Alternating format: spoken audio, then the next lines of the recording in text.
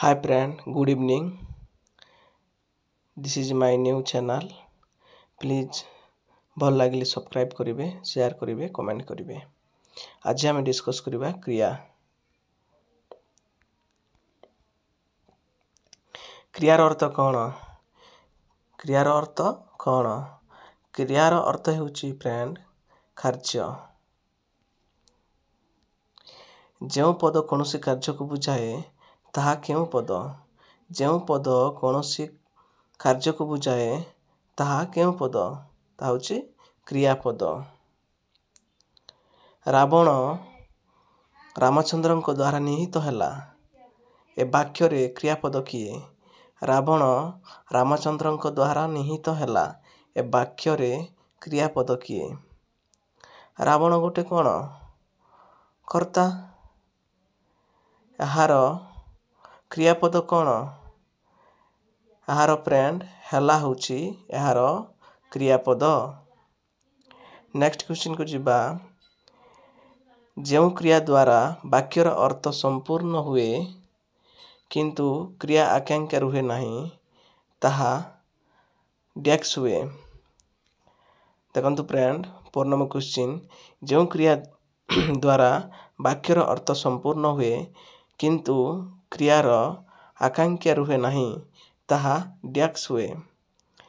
ଆକାଂକ୍ଷା ରୁହେ ନାହିଁ ମାନେ କ'ଣ? ମାନେ ସେଇଟା ମାନେ ସମ୍ପୂର୍ଣ୍ଣତା ଭାବରେ କାମ ହୋଇସାରିଛି। ତାକୁ କ'ଣ କୁହାଯାଏ? ସମାପିକା କ୍ରିୟା କୁହାଯାଏ। ହଁ ନା ନାହିଁ? ଦ୍ୟାଟ୍ ଇଜ୍ 4 ନମ୍ବର କ୍ୱେଶ୍ଚିନ୍ ହେଉଛି ବି ରାଇଟ୍ ଆନ୍ସର୍। ନେକ୍ସଟ କ୍ୱେଶ୍ଚିନ୍କୁ ଯିବା। 5 ନମ୍ବର। ଯେଉଁ କ୍ରିୟା ଦ୍ୱାରା ବାକ୍ୟର ଅର୍ଥ ସମ୍ପୂର୍ଣ୍ଣ ହୁଏ ନାହିଁ ଏବଂ ଅନ୍ୟ କ୍ରିୟା ଅପେକ୍ଷା ରୁହେ ତାହା ଡ୍ୟାକ୍ସ ହୁଏ। ଏଇଟା ତ ଜାଣିଛନ୍ତି ଫ୍ରେଣ୍ଡ। ଯେଉଁ କ୍ରିୟା ଦ୍ୱାରା ବାକ୍ୟର ଅର୍ଥ ସମ୍ପୂର୍ଣ୍ଣ ହୁଏ ନାହିଁ ଏବଂ କ୍ରିୟାର ଅପେକ୍ଷାରେ ରୁହେ ତାହା ଅସମାପିକା କ୍ରିୟା ହୁଏ। ଯେହେତୁ ପୂର୍ବ ପ୍ରଶ୍ନ ଯେଉଁ କ୍ରିୟା ଦ୍ୱାରା ଅର୍ଥ ସମ୍ପୂର୍ଣ୍ଣ ହୁଏ ତାକୁ ସମାପିକା କ୍ରିୟା ହୁଏ, ଆଉ ଯେଉଁ କ୍ରିୟା ଦ୍ୱାରା ବାକ୍ୟର ଅର୍ଥ ସମ୍ପୂର୍ଣ୍ଣ ହୁଏ ନାହିଁ ତାକୁ ଅସମାପିକା କ୍ରିୟା କୁହାଯାଏ। ନେକ୍ସଟ କ୍ୱେଶ୍ଚିନ୍କୁ ଯିବା। 6 ନମ୍ବର। କଲମ୍ବସ୍ ଆମେରିକା ଆବିଷ୍କାର କରି ଏଥିରେ ବ୍ୟବହୃତ କରି କେଉଁ ପ୍ରକାର କ୍ରିୟା? କଲମ୍ବସ୍ ଆମେରିକା ଆବିଷ୍କାର କରି ଏଥିରେ ବ୍ୟବହୃତ କରି କେଉଁ ପ୍ରକାର କ୍ରିୟା? କରି ହେଉଛି କେଉଁ ପ୍ରକାର କ୍ରିୟା? କଲମ୍ବସ୍ ଆମେରିକା ଆବିଷ୍କାର କରି କ'ଣ? କରି ଗୋଟେ ଅସମ୍ପୂର୍ଣ୍ଣ ହେଉଛି, ମାନେ ସେଇଟା ସମ୍ପୂର୍ଣ୍ଣ ଶବ୍ଦ ନୁହେଁ ବା ପଦ ନୁହେଁ। ତେଣୁ ଏଇଟା ହେଉଛି ଗୋଟେ ଅସମାପିକା କ୍ରିୟା। ବୁକୁ ଅଛି କହିଲେ କଲେ ଏଗୁଡ଼ିକ କେଉଁ ପ୍ରକାର କ୍ରିୟା? ବୁକୁ ଅଛି କହିଲେ କଲେ ଏଗୁଡ଼ିକ କେଉଁ ପ୍ରକାର କ୍ରିୟା? ବୁକୁ ଅଛି ମାନେ ସେଇଟା କ'ଣ? ବୁକୁ ଅଛି ମାନେ ସେ କାମଟା ସମ୍ପୂର୍ଣ୍ଣ ରୂପେ ସରିଯାଇଛି। କହିଲେ ମାନେ ସମ୍ପୂର୍ଣ୍ଣ ରୂପେ ସରିଯାଇଛି। କଲେ ମାନେ ସେ କାମଟା ଅଲରେଡ଼ି ସରିଯାଇଛି। ତେଣୁ ଏହା ହେଉଛି 7 ନମ୍ବର କ୍ୱେଶ୍ଚିନ୍ ହେଉଛି ଆନ୍ସର୍ ବି ସମାପିକା। ନେକ୍ସଟ କ୍ୱେଶ୍ଚିନ୍କୁ ଯିବା ଫ୍ରେଣ୍ଡ। 8 ନମ୍ବର। ଯେଉଁ କ୍ରିୟା କର୍ମ ଥାଏ ତାହା କେଉଁ କ୍ରିୟା?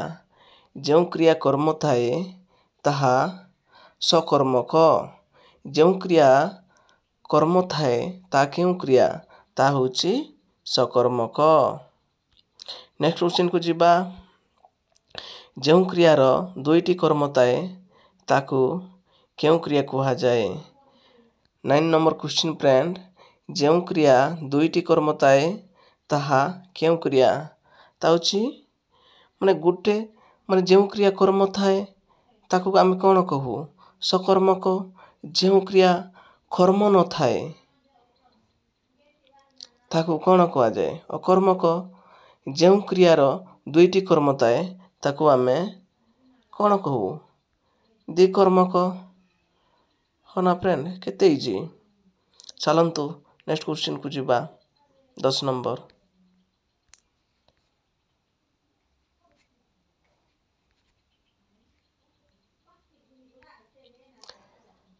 ଯେଉଁ କ୍ରିୟାର କର୍ମ ନଥାଏ ତାହା କେଉଁ କ୍ରିୟା? ଦେଖନ୍ତୁ ସେ କ୍ୱେଶ୍ଚିନ୍ ମୁଁ ଯେଉଁଟା ରିପିଟ୍ କରୁଥିଲି, ଯେଉଁ କ୍ରିୟାର କର୍ମ ନଥାଏ ତାହା କେଉଁ କ୍ରିୟା? ତାହା ହେଉଛି ଅକର୍ମକ କ୍ରିୟା। ନେକ୍ସଟ କ୍ୱେଶ୍ଚିନ୍ 11, ଯେଉଁ କ୍ରିୟା ଅନ୍ୟକୁ କାର୍ଯ୍ୟ କରାଏ ତାହା କେଉଁ କ୍ରିୟା? ଯେଉଁ କ୍ରିୟା ଅନ୍ୟକୁ କାର୍ଯ୍ୟ କରାଏ, ଦେଖନ୍ତୁ ଫ୍ରେଣ୍ଡ, ଯେଉଁ କ୍ରିୟା ଅନ୍ୟକୁ କାର୍ଯ୍ୟ କରାଏ ମାନେ ଅନ୍ୟକୁ କାମ କରାଏ ତାକୁ ଆମେ କ'ଣ କହୁ? ତାକୁ ଆମେ ପ୍ରେରଣାତ୍ମକ କ୍ରିୟା କୁହାଯାଏ। ମନେକର ମୁଁ ଆପଣଙ୍କୁ କହିଲି ଯେ ଭାଇ ସେ କାମ କର, ମାନେ ମୁଁ ଗୋଟେ କ'ଣ ଆପଣଙ୍କୁ ମୁଁ ପ୍ରେରଣା ଦେଲି, ମାନେ ସେଇଟା ହେଉଛି ପ୍ରେରଣାତ୍ମକ କ'ଣ କ୍ରିୟା। ନେକ୍ସଟ କ୍ୱେଶ୍ଚିନ୍କୁ ଯିବା 12, କହିବା କ୍ରିୟାର ପ୍ରେରଣାତ୍ମକ କ୍ରିୟା କ'ଣ? କହିବା କ୍ରିୟାର ପ୍ରେରଣାତ୍ମକ କ୍ରିୟା କ'ଣ? କ'ଣ ଫ୍ରେଣ୍ଡ? କହିବା କ୍ରିୟାର ପ୍ରେରଣାତ୍ମକ କ୍ରିୟା ହେଉଛି କୁହାଇବା, ମାନେ ତାକୁ ଆମେ କହିବା ଯେ ଏଇ ମନେକର ମୁଁ ଯେଉଁଟା କହିବି ସେଇଟା ତୁ କହ, ମାନେ କୁହାଇବା ନୁହେଁ ଫ୍ରେଣ୍ଡ, କୁହାଇବା। ଦ୍ୟାଟ୍ ଇଜ୍ 12 ନମ୍ବରର ରାଇଟ୍ ଆନ୍ସର୍ ହେଉଛି ସି। ଦିଆଇବା ପ୍ରେରଣାତ୍ମକ କ୍ରିୟାର ମୂଳ କ୍ରିୟା କ'ଣ? ଦିଆଇବା ମାନେ ତାର ମୂଳ କ୍ରିୟା କ'ଣ? ଦିଆଇବା ମାନେ ଦେବାକୁ ଆମେ ପ୍ରେରଣାତ୍ମକ କ୍ରିୟାରେ କ'ଣ କହୁ? ଦିଆଇବା। 13 ନମ୍ବର ରାଇଟ୍ ସେଣ୍ଟର ପିଲାମାନେ ଅପସନ୍ ଏ। କେଉଁଟି ପ୍ରେରଣାତ୍ମକ କ୍ରିୟା? କେଉଁଟି ପ୍ରେରଣାତ୍ମକ କ୍ରିୟା? ଦେଖନ୍ତୁ ଶୁଣିବା ଗୋଟେ ତ ପ୍ରେରଣାତ୍ମକ ନୁହେଁ, ଦେବା ଏଇଟା ଗୋଟେ ବି ନୁହେଁ, ସି ନମ୍ବର ଦେବା ଏଇଟା ଗୋଟେ ବି ନୁହେଁ, ବି ନମ୍ବର ବସାଇବା। 14 ନମ୍ବର ଆନ୍ସର୍ ହେଉଛି ବି ମାନେ ବସାଇବା, ମାନେ ଏଇଟା ଗୋଟେ ପ୍ରେରଣା, ଗୋଟେ ଲୋକ ଆଦେଶ ଦେଇକି ବସଉଛି ସେଟାକୁ କ'ଣ କୁହାଯାଏ? ପ୍ରେରଣାତ୍ମକ।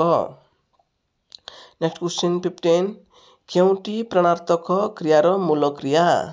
କେଉଁଟା ଫ୍ରେଣ୍ଡ? ମାନେ ଶୋଇବା, ଚାଲିବା, ଅପସନ୍ ବି ହେଉଛି ଚାଲିବା, ଅପସନ୍ ସି ହେଉଛି ଶିଖିବା, ଅପସନ୍ ଡି ହେଉଛି ଶୁଣାଇବା। ମାନେ 15ର ରାଇଟ୍ ଆନ୍ସର୍ ହେଉଛି ପ୍ରେରଣାତ୍ମକ କ୍ରିୟାର ମୂଳ କ୍ରିୟା ଶୁଣାଇବା। That is right answer. କ୍ରିୟାପଦରୁ କେଉଁଗୁଡ଼ିକର ଧାରଣା ମିଳେ? କ୍ରିୟାପଦରୁ କେଉଁଗୁଡ଼ିକର ଧାରଣା ମିଳେ? ଦେଖନ୍ତୁ ବିଶେଷ, ବିଶେଷଣ, ସର୍ବନାମ ଏଇଟା ତ ଜମା ନୁହେଁ, କାଳ, ପୁରୁଷ, ବଚନ, ଦ୍ୟାଟ୍ ଇଜ୍ ରାଇଟ୍। ମାନେ କ୍ରିୟାରୁ କ'ଣ ଆସେ? କାଳ, ପୁରୁଷ, ବଚନ ଇତ୍ୟାଦିକୁ କ'ଣ କ୍ରିୟାର କ୍ରିୟାପଦ ଗୁଡ଼ିକର ଏଇଟାକୁ ଧାରଣା କରି କ୍ରିୟାର ଶବ୍ଦ ଗୁଡ଼ାକ କ'ଣ ହେଇଛି? ବର୍ଣ୍ଣନା କରାଯାଇଛି। ଅବୟ, କ୍ରିୟା, ବଚନ ଏଇଟା ବି ହେବନି, ଅପସନ୍ଟା ଭୁଲ। ବିଶେଷ୍ୟ, ପୁରୁଷ, କାଳ ଏଇଟା ବି ନୁହଁ। ଆର 16 ନମ୍ବରର ରାଇଟ୍ ଆନ୍ସର୍ ହେଉଛି ଅପସନ୍ ବି। କ୍ରିୟାପଦ କେତେ ଭାଗରୁ ବିଭକ୍ତ? କ୍ରିୟାପଦ କେତେ ଭାଗରୁ ବିଭକ୍ତ ଫ୍ରେଣ୍ଡ? ମାନେ କ୍ରିୟାପଦ ବିଭକ୍ତ ହେଉଛି 4 ଭାଗରୁ ବିଭକ୍ତ ହେଲା।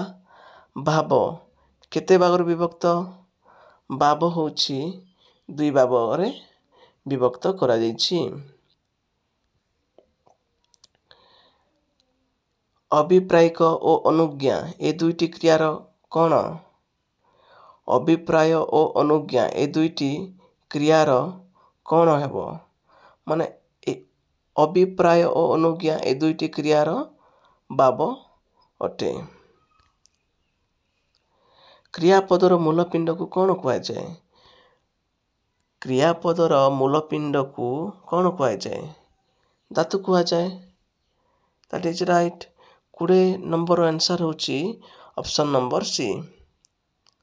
ହାଇ ଫ୍ରେଣ୍ଡ, ଆଜିର କ୍ଲାସ୍ ଥିଲା କ୍ରିୟାପଦ। କେମିତି ଲାଗିଲା ଆପଣଙ୍କୁ? निश्चित भाव में कमेंट जनइबे भल लगे लाइक करेंगे एवं नुआ थिले मो चैनल को सब्सक्राइब करेंगे। रहुची जय जगन्नाथ, जय कलाहांडी, जय मां माणिकेश्वरी।